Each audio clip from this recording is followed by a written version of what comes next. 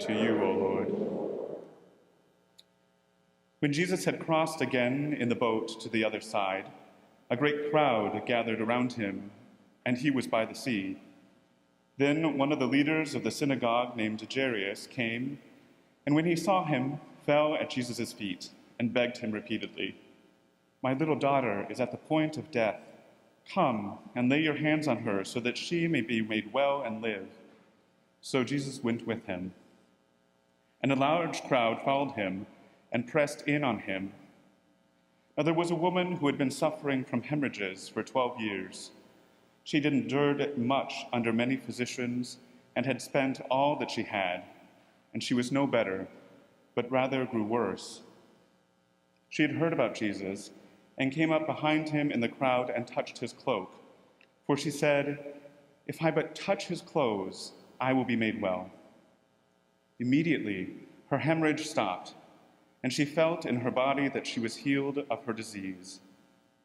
Immediately aware that power had gone forth from him, Jesus turned about in the crowd and said, "Who touched my clothes?" And his disciples said to him, "You see the crowd pressing in on you. How can you say, 'Who touched me?'" He looked all around to see who had done it. But the woman, knowing what had happened to her, came in fear and trembling, fell down before him, and told him the whole truth. He said to her, "Daughter, your faith has made you well. Go in peace and be healed of your disease." While he was still speaking, some people came from the leader's house to say, "Your daughter is dead. Why trouble the teacher any longer?" But overhearing what they said, Jesus said to the leader of the synagogue, "Do not fear, only believe." He allowed no one to follow him except Peter, James, and John, the brother of James. When they came to the house of the leader of the synagogue, he saw a commotion, people weeping and wailing loudly. When he had entered, he said to them, "Why do you make a commotion and weep? The child is not dead, but sleeping." And they laughed at him. Then he put them all outside, and took the child's father and mother and those who were with him, and went in where the child was. He took her by the hand and said to her, "Talitha cum," which means, "Little girl, get up." And immediately the girl got up and began to walk. She was 12 years of age. At this they were overcome with amazement, and he strictly ordered them that no one should know of this, and told them to give her something to eat. The Gospel of the Lord. Praise to you, O Christ. You may be seated.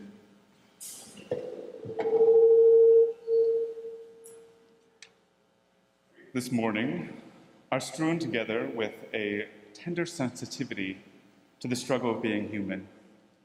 The Book of Wisdom reminded us that our God is a God of life, who desires wholeness and life for all of their creation. Our psalm sang joyfully of the restorative work of God. In 2 Corinthians, Paul challenged us to emulate the generosity of Jesus in our work for equity and justice. And our gospel reading told of two healing moments in the life and ministry of Jesus. Healings which demonstrate Jesus' ability to draw us into the fullness of life. Each of these readings acknowledge death, be it physical, material, or spiritual, and the hardship of living in and with oppression.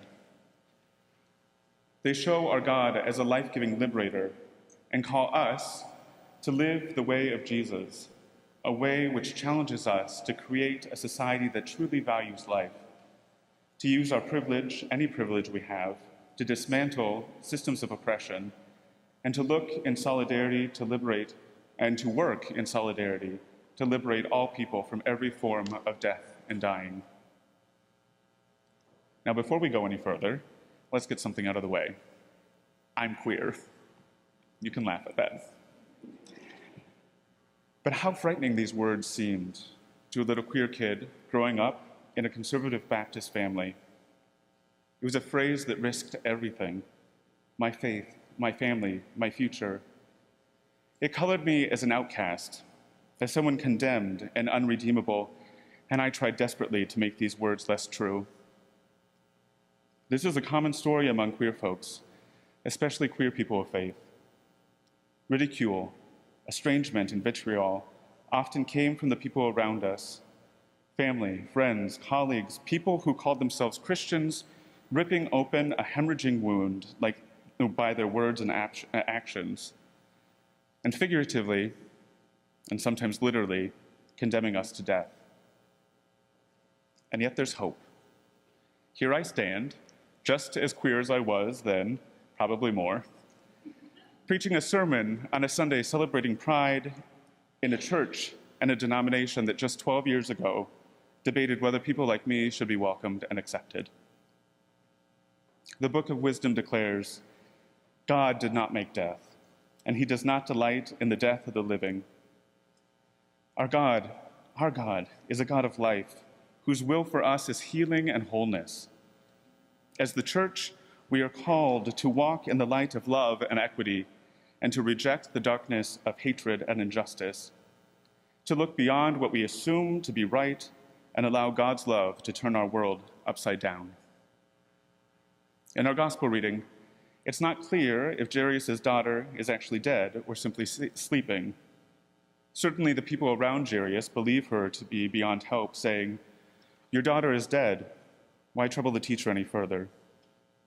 And yet Jesus says, as he enters Jairus' house, "Why do you make a commotion and weep? The child is not dead, but sleeping." Of course, we can read this story in a way that positions Jesus as a healer with divine powers to raise the dead. But if Jairus' daughter was never dead, then we find a Jesus who can look beyond the certainty of the crowd and find life and wholeness where it has been disregarded and ignored. As followers of Jesus' way of love, we are challenged to do the same and called to work to dismantle all systems, structures, and ideologies that seek to diminish the dignity and life of each human person. Listen to the words of Psalm 139. Sing to us of that dignity, of our beauty, of our belovedness. It was you who formed my inward parts. You knit me together in my mother's womb. I praise you, for I am fearfully and wonderfully made. Like individual squares on a quilt, the seamstress of life has masterly crafted each of us, using various colors, textures, and patterns.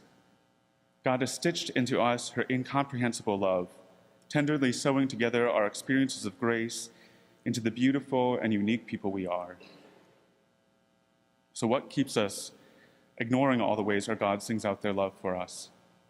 What words, what definitions, what false binaries, what systems of power continue to keep us from our true selves?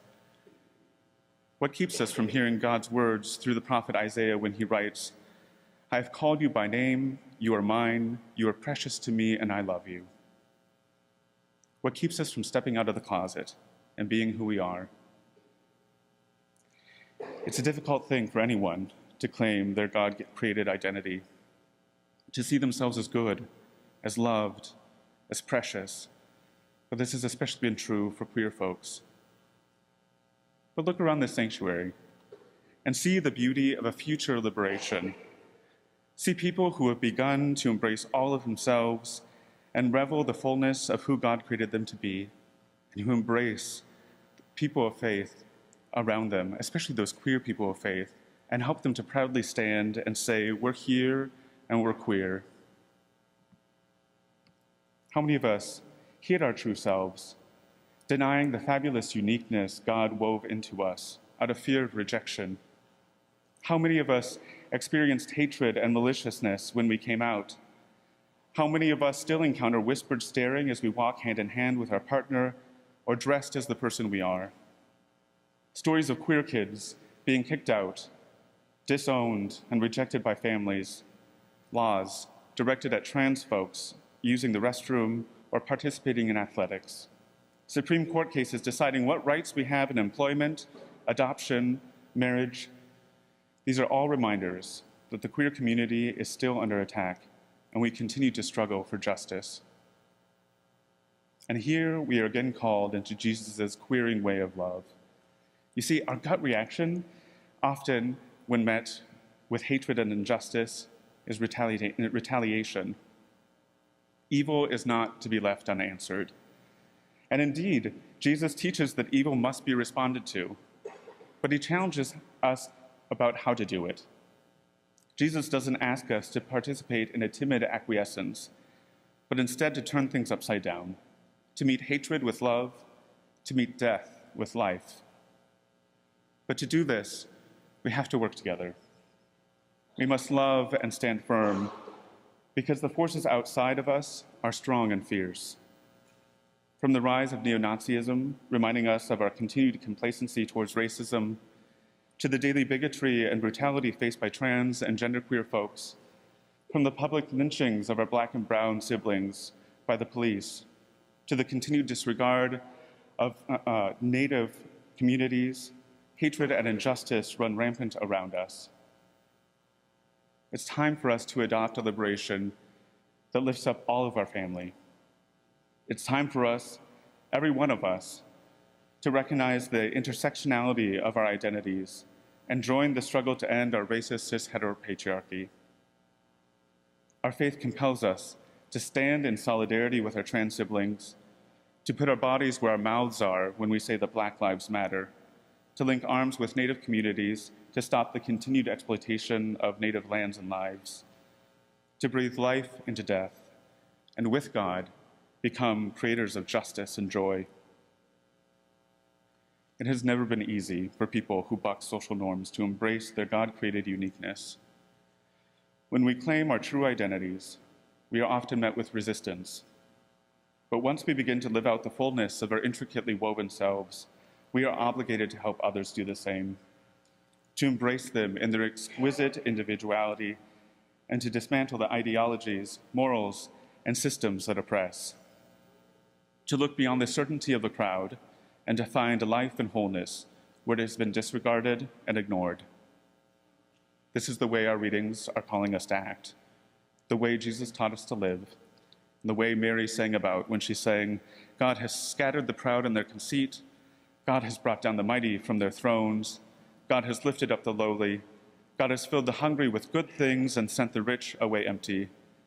God has sat in the middle of a freeway singing an end to police brutality. God has blocked the building of a pipeline, reminding us that water is life. God has embraced his trans daughter on the day her name change was made legal, celebrating the ever fuller way she is living into herself." Life is messy, uncomfortably unpredictable, and sometimes heartbreakingly painful. And yet, in the face of all of this, we exist.